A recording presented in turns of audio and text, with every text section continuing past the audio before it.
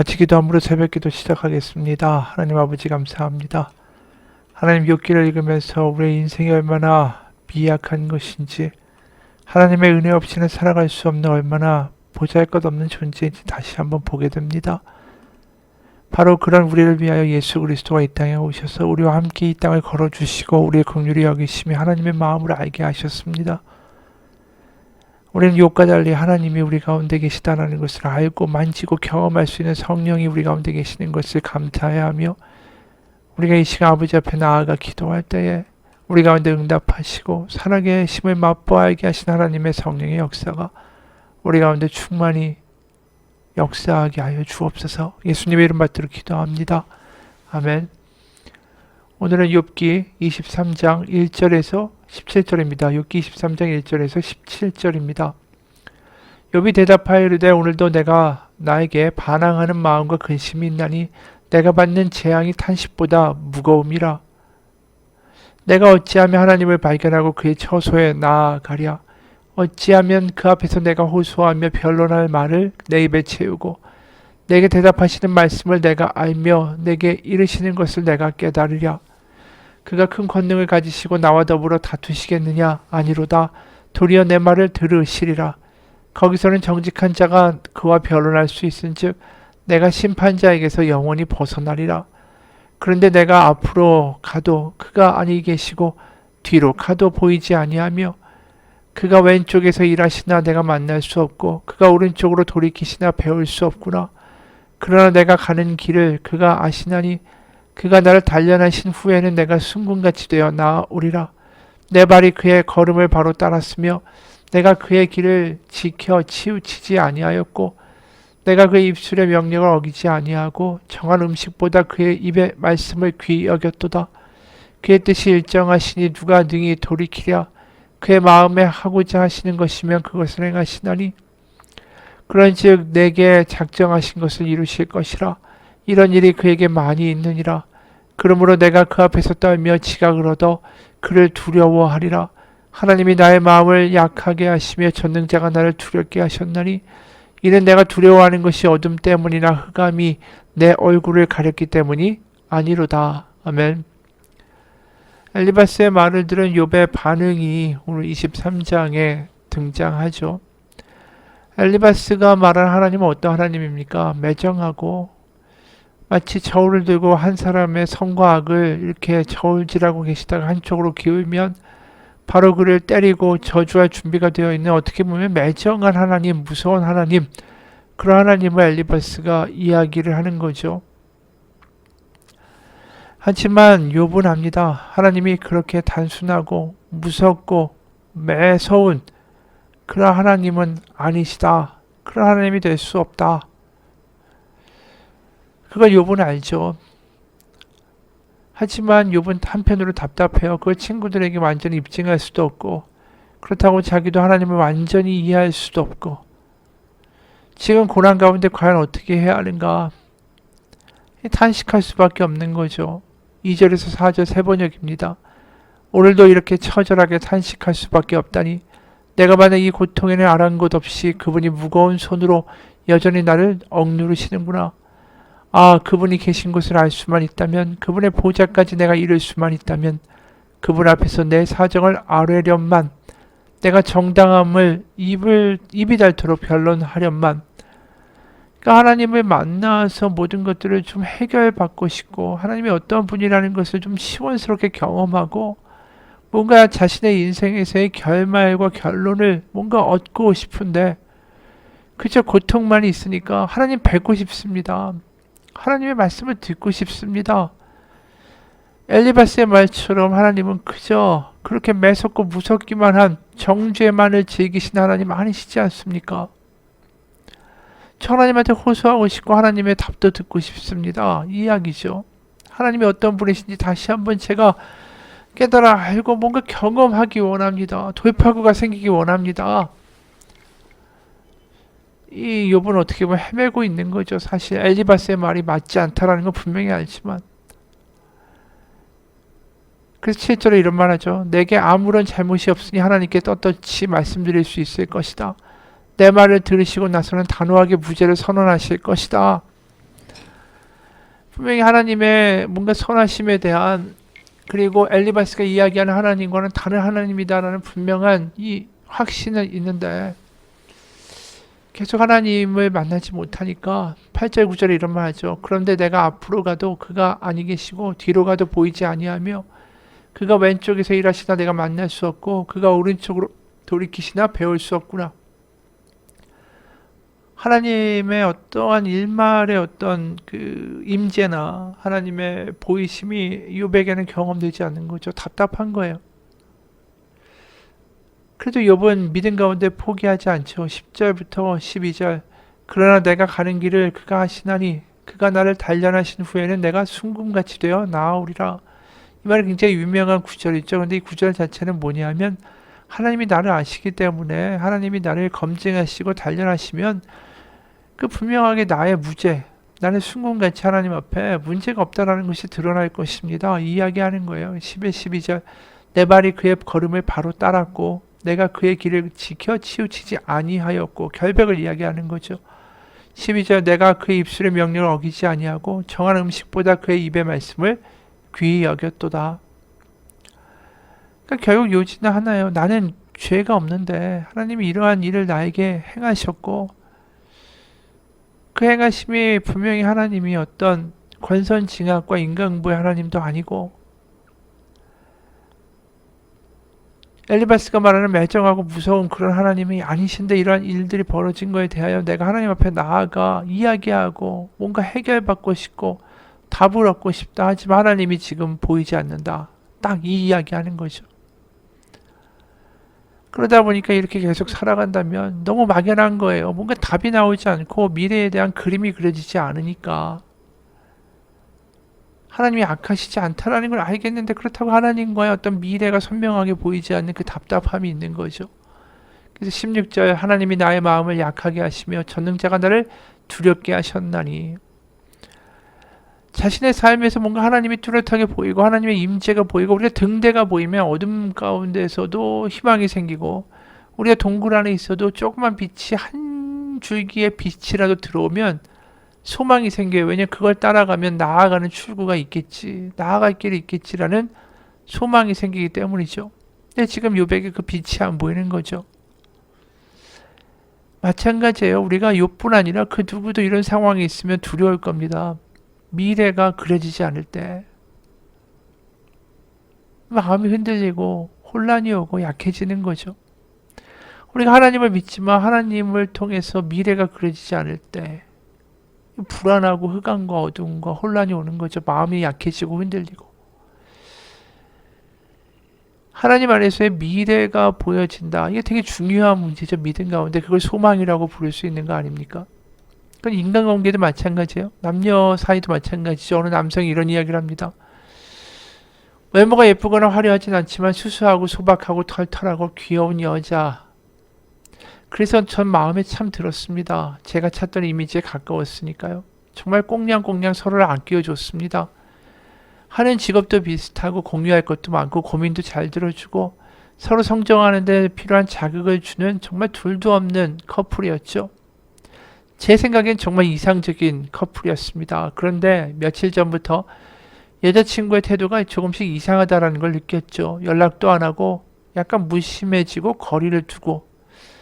신경 쓰여서 왜 그러냐고 답답해하면서 물었습니다. 그랬더니 여자친구의 답이, 새해 들어서 저와의 미래를 생각해봤는데 미래가 잘 그려지지가 않더라고 말하더군요.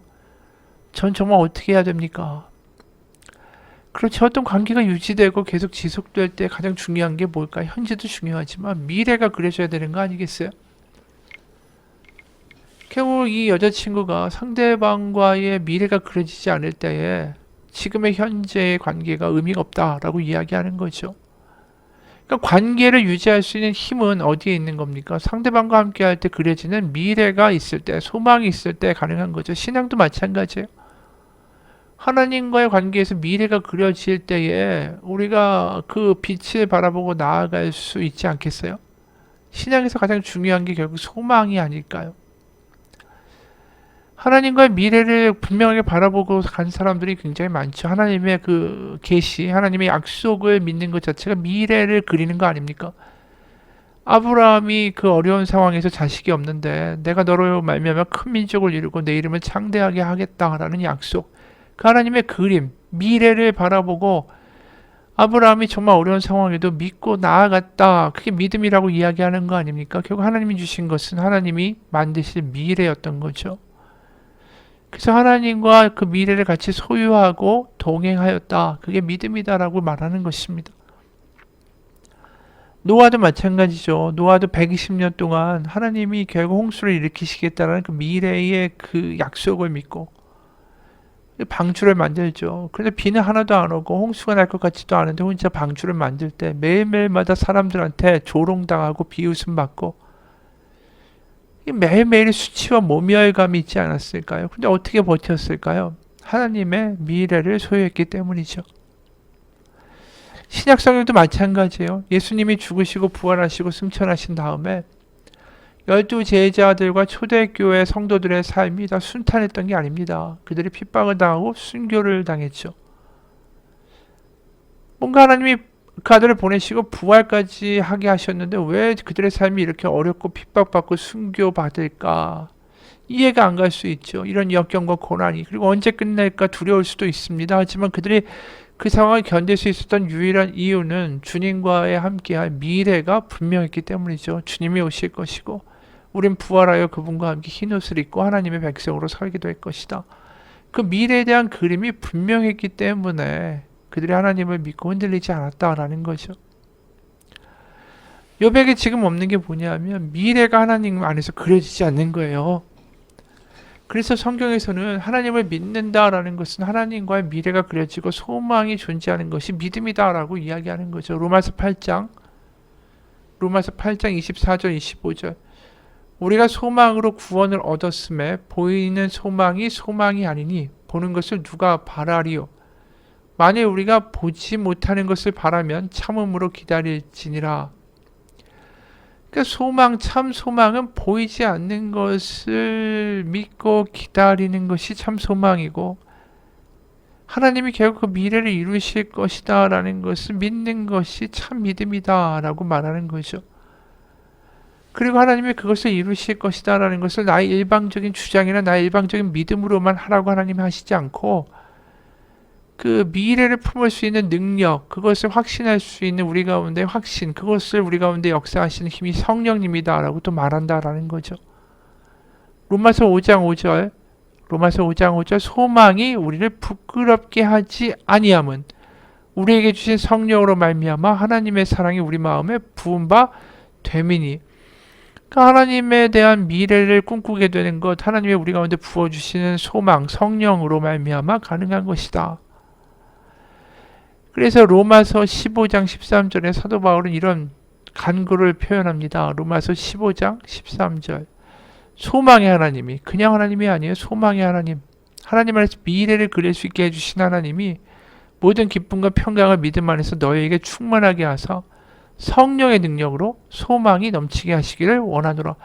성령을 통하여 너희가 하나님과의 미래, 하나님이 이루실 미래를 볼 수 있는 능력이 너희 가운데 넘치게 하시기를 원한다. 그래서 실제로 또 고린도후서 5장 5절에 이런 말씀도 있어요. 곧 이것을 우리에게 이루게 하시고 보증으로 성령을 우리에게 주시니는 하나님이시니라. 하나님이 이루실 미래에 대한 보증이 뭐라고요? 성령이라고요. 에베소서 1장 14절 이는 우리 기업의 보증이 되사 그 얻으신 것을 속량하시고 그의 영광을 찬송하게 하려 하심이라. 우리 기업의 보증이 되게 하사 성령을 통하여, 여기 보면 보증이라는 이야기가 계속 나오잖아요. 아까 읽은 고린도후서 5장 5절 보증으로 성령을 주셨다. 또 우리 기업의 보증이 되신다. 여기 보증이라는 단어가 헬라어로 아라본이라는 헬라어예요. 이것은 무슨 뜻이냐면 저당, 담보, 보증. 그러니까 우리가 말하면 보증금 같은 거죠. 아직 하나님이 완전히 이루시지 않은 그 미래의 일, 그 하나님의 계획을 믿을 수 있도록 우리 가운데 보증금을 미리 주셨다. 그게 성령이다. 그 성령을 받은 자는 하나님이 이루실 미래를 미리 경험하고 믿어지게 되고 그것으로 충만할 수 있게 된다. 그래서 성령 충만은 소망 충만이다라고도 말할 수 있는 거죠. 그래서 지금 환난과 고난과 어떻게 보면 바랄 수 없는 상황 가운데에서 소망과 기대를 꿈꾸게 되는 거, 그게 성령님의 역사다라는 거예요. 우리가 성령 충만하다라는 게 뭐 방언을 많이 하고 기도를 많이 하고 뭐 성령의 은사가 드러난다라고 그렇게 말하는 것보다 더 충실하게 해석할 수 있는 건, 성령이 충만하다라는 건 소망이 충만하여 세상에 나에게 계속 노라고 이야기할 때 나는 하나님의 예스를 믿는다, 이거예요 결국. 그러니까 지금 욥이 이렇게 답답한 상황에 처해 있는 거, 하나님과 미래가 그려지지 않는 건 아직 욥에게는 성령의 역사가 존재하지 않는 거죠. 그러니까 분명히 하나님이 엘리바스가 말한 것 같이 악한 분 아닌데, 그런 분 아닌데 아직 하나님이 경험되지 않고 하나님이 뵐 수도 없고 그러면서 지쳐가고 약해져가고, 하나님은 우리가 그럴 수밖에 없는 걸 아시기 때문에 우리 가운데 성령을 부어주신 것이죠. 우리가 지금 살아가면서 미래가 내일이 그려지지 않습니까? 믿음 가운데 우리가 어떻게 살아야 할지, 내가 어떻게 될까 걱정되십니까? 그럴 때 성령 충만을 위하여 기도하고 간구하십시오. 성령의 오심에 우리를 다시 꿈꾸게 하고 소망할 수 있도록 만들어 주시는 거예요. 세상에 우리를 아무리 이상하게 이야기하고 지금에 일어나는 일들이 우리를 자꾸만 작고 약하게 만들지라도, 너의 수준이 그거밖에 안 된다라고 자꾸만 이야기할지라도, 성령님이 오실 때 우리가 소망을 꿈꾸게 되면, 하나님이 이루실 미래를 보게 되면, 내가 이런 약함이 있지만 나에게 강함이 되실 것이고, 내가 이루지 못한다 할지라도 하나님이 이루실 것이다 라고 말할 수 있게 된다는 거죠. 그래서 성령이 임하시면 누가복음 4장에 가난한 자, 그리고 묶인 자, 포로된 자가 자유케 되는 하나님의 해방의 역사가 있다라고 말씀하시지 않았습니까? 지금의 현재라는 그 어려움, 우리 가운데 닥친 육신의 질고, 우리에게 닥친 고난의 족쇄들이 예수님의 성령이 우리 가운데 임하실 때에 다 끊어지고 하나님의 미래를 꿈꿀 수 있는 자유가 우리 가운데 임할 거라고 믿습니다. 같이 기도하겠습니다. 욥에게는 없지만 우리에게 있는 것이 분명히 있습니다. 하나님의 성령입니다. 하나님의 영이 우리 가운데 오사 하나님을 만나게 하시고 경험하게 하시고 꿈꿀 수 있게 하시고 소망하게 하시고 현재로부터 자유케 되는 하나님의 해방의 역사를 우리 가운데 이루신다라고 오늘 보았습니다. 하나님 안에서 꿈꿀 수 있고 하나님과 함께 미래를 그릴 수 있는 믿음이 되게 도와주옵소서. 그것은 일방적으로 내가 꿈꾸는 몽상이 아닙니다. 우리 가운데 성령의 역사가 있어서 하나님이 결국 이루실 것입니다. 하나님을 향하여 달려가는 자는 하나님이 그 가운데서 하나님의 역사를 행하실 것입니다가 확신되고 믿어지고, 그것이 감격이 되고 소유가 되고 흔들리지 않고 걱정되지 않는 담대함으로 우리 가운데 성령으로 역사하여 주옵소서. 살아계신 우리 주 예수 그리스도의 이름 받들어 기도합니다. 아멘.